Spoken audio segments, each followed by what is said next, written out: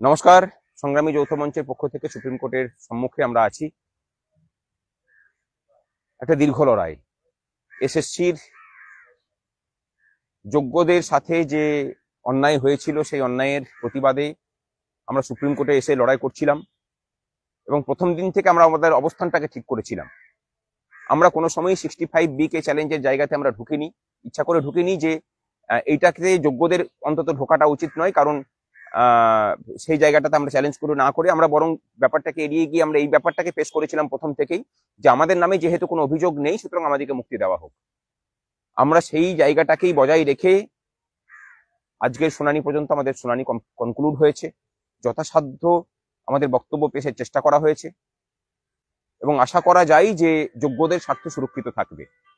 এটা শুধু আশা নয়, সুপ্রিম কোর্টের কাছ থেকে আমাদের এই প্রত্যাশাটা রয়েছে। পশ্চিমবঙ্গের বর্তমান সামাজিক যে প্রেক্ষাপট, সেই সামাজিক প্রেক্ষাপটেও এই মামলা একটা উদাহরণ হয়ে থাকা প্রয়োজন বলে আমরা মনে করি।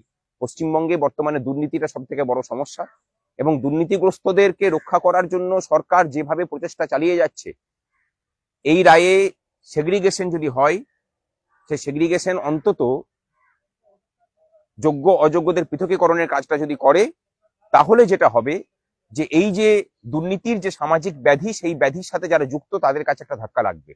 এই লাগাটা কিন্তু পশ্চিমবঙ্গের ভবিষ্যতের জন্য খুব প্রয়োজন। চলুন সকলে প্রার্থনা করি আমাদের রাজ্যের যোগ্য শিক্ষক শিক্ষিকা এবং শিক্ষাকর্মী যারা নিজেদের মেধার জোরে চাকরি পেয়েছেন তাদের স্বার্থ যেন সুরক্ষিত থাকে, এই প্যানেল থেকে যেন সেগ্রিগেশনের কাজটা হয়। আমি ইন্দ্রকে দিচ্ছি। নমস্কার। এসএসসি 2016 প্যানেল মামলার আজকে শুনানি শেষ। এই মামলার জন্মলগ্ন বলতে 22শে এপ্রিল 2024। সেই দিন থেকে আমরা এই মামলার সাথে রয়েছি সংগ্রামী যৌথ মঞ্চের পক্ষ থেকে।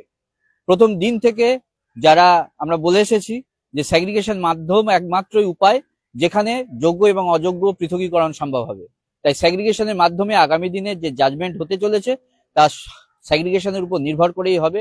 আমরা আশা করছি যারা যোগ্য মেধার সাথে চাকরিটা পেয়েছিলেন তারা সসম্মানে বিদ্যালয়ে পৌঁছাবেন এবং আমরা তার সঙ্গে এটাও দাবি করি যে দুর্নীতি, যে চক্রান্ত এবং যাদের স্বপ্নগুলো কেনা হয়েছিল, যাদের মেধাগুলোকে চুরি করেছিলেন যারা, তাদের এমন একটা দৃষ্টান্তমূলক শাস্তি দেওয়ার প্রয়োজন যে ক্ষেত্রে আগামী দিনে এমন কোন রকম অন্যায়ভাবে চাকরি কেনার বা বেচার সুযোগ সাধারণ মানুষ থেকে শুরু করে অন্যান্য আমলা মন্ত্রী নেতা যারা রয়েছিলেন, যারা এই চক্রান্তে জড়িত, তারা আর যেন সেই সুযোগটা না পায়। শিক্ষা ব্যবস্থার পরিকাঠামোকে বাঁচাতে, এই অন্যায়ের পরিবর্তন করতে এমনই একটা রায় আসা প্রয়োজন।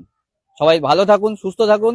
আগামী দিনে যে রায় আসতে চলেছে সেই রায়ের মাধ্যমে সমস্ত যোগ্য যারা মেধা ভিত্তিতে চাকরি পেয়েছিলেন, শিক্ষক শিক্ষিকা শিক্ষাকর্মী প্রত্যেকেই তারা ন্যায্যভাবে নিজেদের বিদ্যালয়ে ফিরবেন।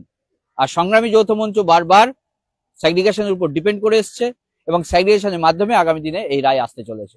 সবাই ভালো থাকুন, সুস্থ থাকুন এবং রায়ের জন্য অপেক্ষা করুন। নমস্কার।